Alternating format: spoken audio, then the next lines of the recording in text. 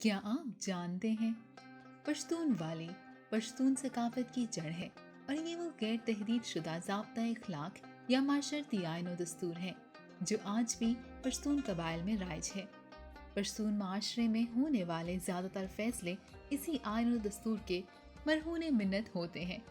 پشتون والی کے ضابطۂ اخلاق میں یہ روایات شامل ہیں: میل مستیا یعنی مہمان نوازی کرنا اور مہمان کی ہر طرح کی حفاظت کرنا، خیگڑا یا شگڑا یعنی نیکی، مدد یا احسان کرنا، ترہ یعنی بہادری اور شجاعت کا مظاہرہ کرنا، ننواتے یعنی کمزوروں کو پناہ یا معافی دینا شامل ہیں، بدل یعنی دشمن سے بدلہ لینا، ننگ یعنی غیرت کا مظاہرہ کرنا شامل ہے۔ جرگہ اس ضابطۂ اخلاق پر عمل درآمد کرنے کے لیے بلایا جاتا ہے اور یہ عمل درآمد نہ کرنے والوں کے خلاف جرگہ سزائیں سناتا ہے۔ پشتون والی کو سیکھنا، سمجھنا اور اس پر عمل کرنا ہر پشتون کی ذمہ داری سمجھی جاتی ہے۔